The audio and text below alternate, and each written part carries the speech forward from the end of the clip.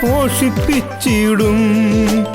ഏലിയാവിൻ ദൈവം കൂടെയുണ്ടല്ലോ, കാക്കയിൽ കൂടെ നമ്മെ പോഷിപ്പിച്ചിടും.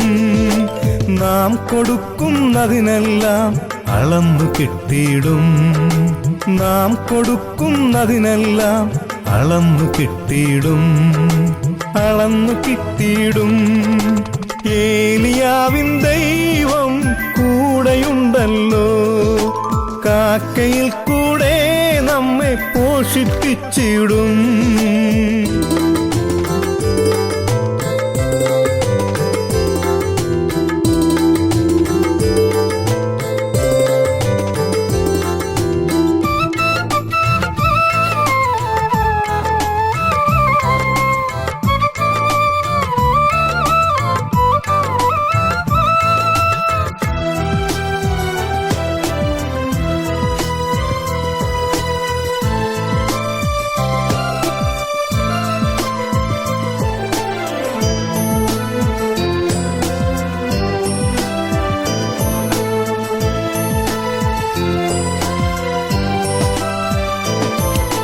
മരുഭൂമി യാത്രയിൽ എന്നെ നടത്തി, മഞ്ഞും മഴയുമേറ്റു തളർന്നു പോകാതെ.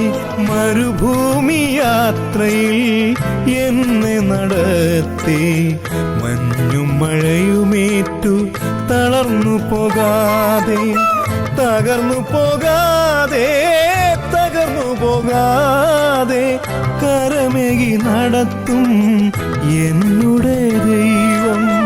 തകർന്നു പോകാതെ, തകർന്നു പോകാതെ കരമേകി നടത്തും എന്നുടെ ദൈവം. ഏലിയാവിൻ ദൈവം കൂടെയുണ്ടല്ലോ, കാക്കയിൽ കൂടെ നമ്മെ പോഷിപ്പിച്ചിടും. ദൈവനാമം മഹത്വപ്പെടുമാറാകട്ടെ. ഏവർക്കും ക്രിസ്തേശുവിൽ എൻ്റെ സ്നേഹവന്ദനം. നോമ്പിന്റെ വചനധ്യാനത്തിനായി തിരഞ്ഞെടുത്ത വേദഭാഗം ലൂക്കോസ് 15-ാം അധ്യായം 11 മുതൽ 24 വരെ.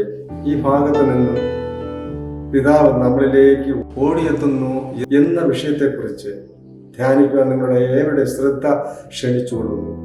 ഒരു ഗ്രാമത്തിൽ നിന്നുള്ള യുവാവ് വിദേശത്തേക്ക് ജോലി ചെയ്യാൻ പോയി. വീട്ടിലെ നിയമങ്ങൾ അവന് ഇഷ്ടമില്ലായിരുന്നു. എനിക്ക് എൻ്റെ ജീവിതം എൻ്റെ നല്ല രീതിയിൽ ജീവിക്കണം എന്ന് അവൻ കരുതി. മാതാപിതാക്കളുടെ ഉപദേശം പഴയ ചിന്തയായി തോന്നി. ആദ്യകാലത്ത് എല്ലാം പുതുമയായിരുന്നു. പണം, സുഹൃത്തുക്കൾ, സ്വാതന്ത്ര്യം, ആഘോഷങ്ങൾ, ജീവിതം മനോഹരമെന്ന് തോന്നി. പക്ഷെ കുറച്ച് മാസങ്ങൾക്ക് ശേഷം ജോലി നഷ്ടപ്പെട്ടു. പണം തീർന്നു, സുഹൃത്തുക്കൾ അകന്നു, ഒറ്റപ്പെട്ട ജീവിതം തുടങ്ങി. ഒരു രാത്രി ചെറിയ മുറിയിൽ ഒറ്റയ്ക്കിരുന്ന് അമ്മയുടെ ശബ്ദവും വീട്ടിലെ ഭക്ഷണവും അച്ഛൻ്റെ കരുതലും ഓർത്ത് വീട് വിട്ടത് തെറ്റായിരുന്നു എന്ന് അവനെ മനസ്സിലായി. വീട്ടിലേക്ക് തിരിച്ചു പോകാൻ ലജ്ജ തോന്നി. എങ്കിലും ധൈര്യം ചൂണ്ടിക്കൂട്ടി അവൻ മടങ്ങി.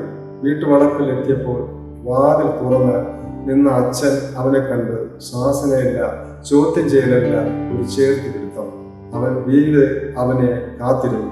പിതാവ് നമ്മളിലേക്ക് ഓടിയെത്തുന്നു.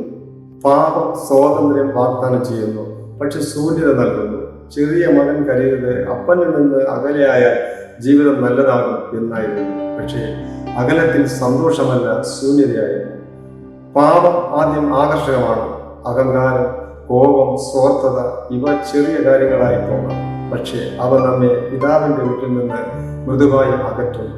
നോമ്പുകാലം നമ്മുടെ ഹൃദയം പരിശോധിക്കുന്ന സമയമാണ്. നമ്മുടെ ചെറിയ തീരുമാനങ്ങൾ നമ്മെ ദൈവത്തിൽ നിന്ന് അകറ്റുന്നുണ്ടോ? സ്വാതന്ത്ര്യം എന്ന് തോന്നിയത് അവ അവസാനം അടിമത്തമായി മാറുന്നു.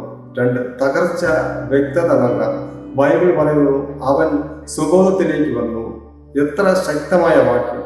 പന്നിക്കൂട്ടിൽ ലജ്ജയും വിശപ്പും നിറഞ്ഞ അവസ്ഥയിൽ അവൻ തിരിച്ചറിഞ്ഞു. അവൻ എന്ത് നഷ്ടപ്പെടുത്തി എന്ന്. ചിലപ്പോൾ ദൈവം നമ്മുടെ തീരുമാനങ്ങളുടെ ശൂന്യത അനുഭവിക്കാൻ അനുവദിക്കുന്നു.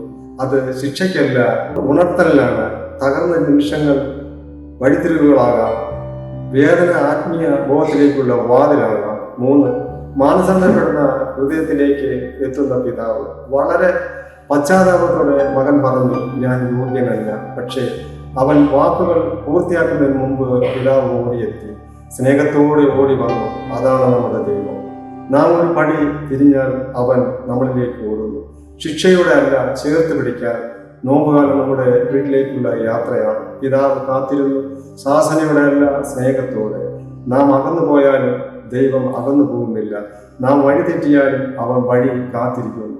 നാം മടങ്ങിയാൽ അവൻ ഓടിയെത്തുന്നു. വീട് ദൂരം അല്ല, ഒരു തിരിഞ്ഞുനോട്ടം മതി. നമുക്ക് പ്രാർത്ഥിക്കാം. സ്നേഹപിതാവേ, ഞങ്ങൾ പലപ്പോഴും നമ്മുടെ വഴികളിലേക്ക് ഓടിപ്പോകുന്നു, സ്വാതന്ത്ര്യമെന്ന് കരുതി അകന്നു പോകുന്നു. ഞങ്ങളുടെ ഹൃദയം ഉണർത്തണമേ, തിരിച്ചു വരാൻ ധൈര്യം തരണമേ. നാം ഒരു പടി എടുത്താൽ അങ്ങയുടെ സ്നേഹം ഞങ്ങളിലേക്ക് ഓടിയെത്തുന്നതായി അനുഭവിക്കട്ടെ. ഞങ്ങളെ ചേർത്ത് പിടിക്കുന്ന പിതാവേ, നന്ദി. ആമേൻ.